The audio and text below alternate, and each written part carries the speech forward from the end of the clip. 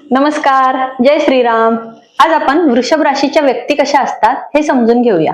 वृषभ रास ही शुक्राची रास आहे आणि शुक्र म्हणजे सौंदर्य. त्यामुळे वृषभ राशीच्या लोकांना सौंदर्याचं फार आकर्षण असतं. मुळात या व्यक्ती देखील दिसायला सुंदर असतात, यांचा बांधा सुरेख असतो आणि त्यांच्या सौंदर्याप्रमाणेच त्यांचं राहणीमानही तसंच असतं. वस्त्र अलंकार यांची फार आवड असते. नवीन फॅशन आली की त्या पद्धतीचे कपडे यांच्या कपाटात आलेच असं समजायचं. बरं, राहतानाही घरातल्या प्रत्येक गोष्टीत टापटीपपणा, तिथलं सौंदर्य, शोभेच्या वस्तू अशी कलेची देखील यांना जाण असते. त्यामुळे कला क्षेत्रातही या खूप छान प्रावीण्य मिळवतात.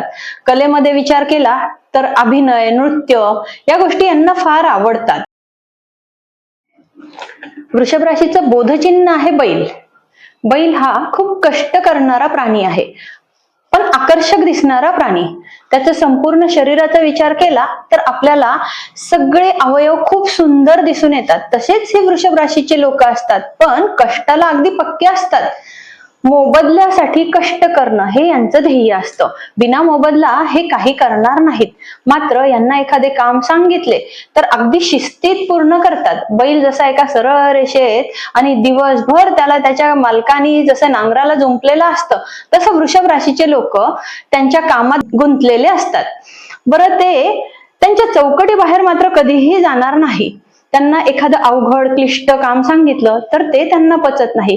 गणिती क्षेत्रातलं खूप वेळ लावणारं, डोकं खाणारं काम वृषभ राशीच्या लोकांना जमणार नाही. त्यांना सुरुवातीला जे काम सांगितलंय आणि ते त्यांच्या डोक्यात बसलंय त्या पलीकडे ते त्यांच्या चौकटी बाहेर कधीही जात नाहीत.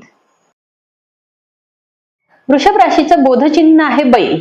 बैल हा शेतात कष्ट करणारा प्राणी. आपल्याला दिसतं की दिवसभर हा शेतात राबत असतो. तसंच वृषभ राशीची व्यक्ती देखील आपल्या संसारासाठी प्रचंड कष्ट करत असते.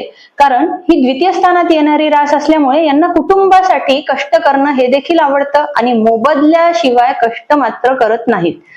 बरं, वृषभ राशीचे लोक हे एका चौकटीतच कष्ट करतात. त्यांना ठरवून दिलेलं काम ते नेमाने पूर्ण करतात, पण त्या कामाच्या पलीकडे वेगळं काम सांगितलं तर ते करण्याची मात्र यांची तयारी नसते. कोणतंही अवघड क्लिष्ट काम करणं यांना जमत नाही. डोक्याची कामं देखील हे जरा कमीच करतात.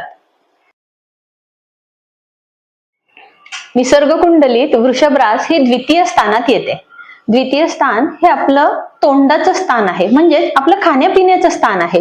त्यामुळे वृषभ राशीच्या लोकांना जरा खायला जास्तीचं लागतं आणि रुचकर लागतं. यांचा आहार इतरांपेक्षा थोडा जास्तीचा असतो. रसना यांच्या जिभेवरच असते.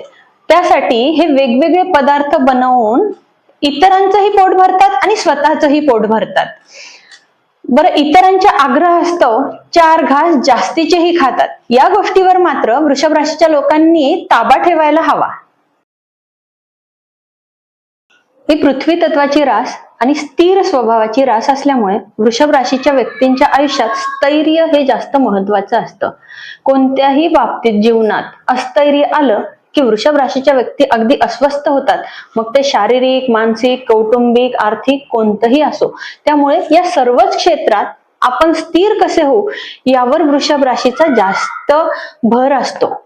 बरं, वृषभ राशीच्या लोकांना त्यांच्या तत्वाप्रमाणे जगायला आवडतं. त्यांची तत्व, विचार हे देखील अगदी स्थिर असतं.